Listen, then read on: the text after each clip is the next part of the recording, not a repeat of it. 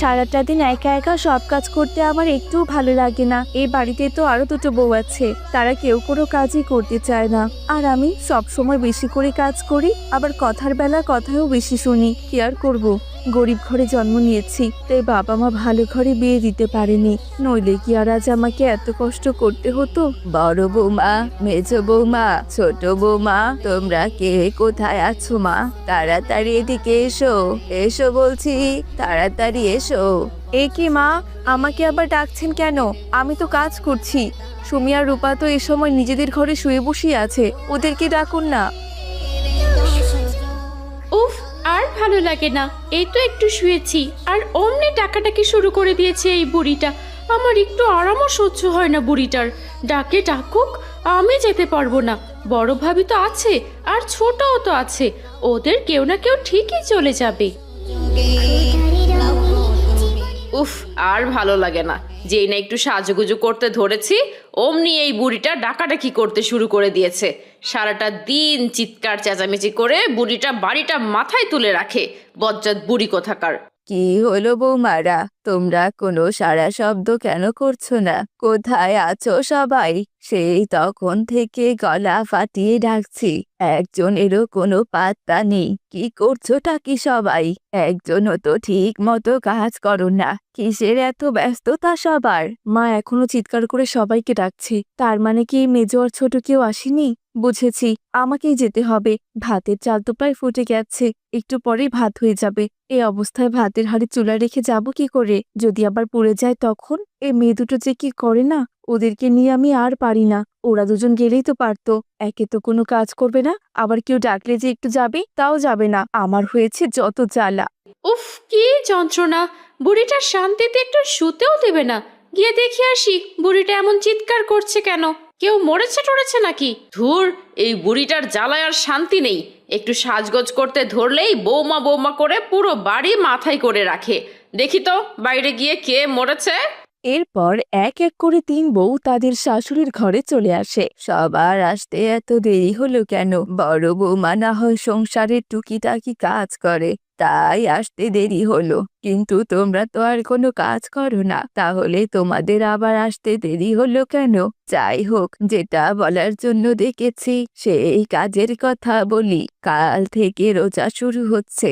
আমি চাই এখন থেকে তোমরা 3 জন পুরো বাড়ি পরিষ্কার পরিচ্ছন্ন করবে, সব কাপড় চোপড় ধুয়ে রাখবে এবং নিজেরাও সবাই পাক পরিচ্ছন্ন হয়ে নাও। ঠিক আছে মা, আমরা সবাই মিলে বাড়িঘর পরিষ্কার করে একদম চকচকে করে দিব। আর কাপড় চোপড় ধোয়ার প্রস্তুতি আমি আজই নিচ্ছি। কেমন যেন একটা পোড়া পোড়া গন্ধ আসছে না? আরে আমি তো ভুলে গিয়েছিলাম, আমি তো চুলায় ভাত বসিয়ে রেখে এসেছি। হায় আল্লাহ, সব ভাত যে পুড়ে গেছে, আমাকে আবার কষ্ট করে ভাত রান্না করতে হবে। ইস, পুরো 1 কেজি চালের ভাত সব নষ্ট হয়ে গেল। আল্লাহ, এই অপচয় করার জন্য তুমি আমাকে মাফ করে দিও। মেজো আর ছোট যদি আগে মার কাছে চলে যেত তাহলে আর এত কিছু হতো না। যাক, কি আর করার, যাই আবার ভাত বসিয়ে দেই। এরপর আয়েশা ভাত বসিয়ে দেয়। এভাবেই দুপুর হয়ে যায়। দুপুরে আয়েশা মেজো আর ছোটকে দেখে বলে, তোরা কি কি কাজ করবি কিছু কি ঠিক করেছিস? আমার শরীরটা ভালো না ভাবি, আমি কোনো কাজ করতে পারবো না। তুমি আর কি পারবে? তুমি শুধু সারাদিন শুয়ে থাকতে পারবে। শোনো বড় ভাবি, মেজো ভাবি যদি কোনো কাজ না করে তাহলে আমিও পারবো না কাজ করতে। আমি এখন গেলাম, আমাকে আবার লোশন লাগাতে হবে। এই বলে রূপা চলে যায়, আর তখন সুমিও সেখান থেকে চলে যায়। আমি ঠিক জানতাম এমন কিছু একটাই হবে, আর সব কাজের চাপ এসে আমার উপর পড়বে। কি আর করার, কষ্ট করে হলেও কাজগুলো করতে হবে। মা যদি এই কথা শোনেন তাহলে আবার চিৎকার করে পুরো বাড়ি একেবারে মাথায় তুলে দিবেন। এভাবেই সেই দিনটি কেটে গেল। দেখতে দেখতে রোজা চলে আসে।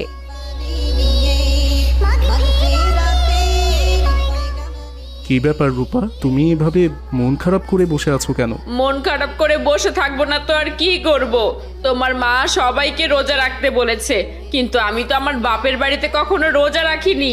আমি চিকন ছিলাম বলে আমার মা আমাকে রোজাই করতে দেয়নি। ও, রোজা রাখতে না পারলে জোর করে রাখার দরকার নেই। তুমি একটা কাজ করো, সবার সাথে সেহরি করো, ইফতারিও করো। আমি একটা কাজ করবো দে, তোমার জন্য ঘরে পাউরুটি বিস্কিট এসব নিয়ে এসে রাখবো না। তুমি সুযোগ বুঝে খেয়ে নিও, তাহলে আর কেউ বুঝতে পারবে না যে তুমি রোজা রাখোনি, আর এতে তোমাকে কেউ আর কিছু বলবেও না। আরে তাই তো, তুমি আমাকে খুব ভালো বুদ্ধি দিয়েছো, ধন্যবাদ তোমাকে। এরপর ভোর হয়ে এলে সবাই মিলে সেহরি করে এবং যে যার মতো ঘরে চলে যায়। আর সব কাজে সে পড়ে আয়েশার উপর। সে একা হাতে সবারই বাসনপত্র পরিষ্কার করে নামাজ পড়ে ঘুমাতে চলে যায়।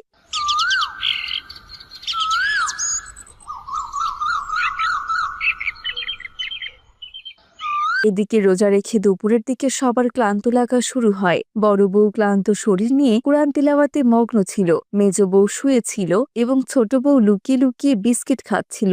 বিকেল বেলার কথা। রূপা, সুমি, আজ তো প্রথম রোজা, সবার একটু খারাপ লাগবে, এটা খুবই স্বাভাবিক ব্যাপার, কিন্তু তবুও আমাদের তো কাজ করতে হবে, তাই না? তাই চল সবাই একসাথে মিলেমিশে ইফতারি জোগাড় করতে থাকি। আমি একা হাতে এত কিছু রান্না করতে পারবো না।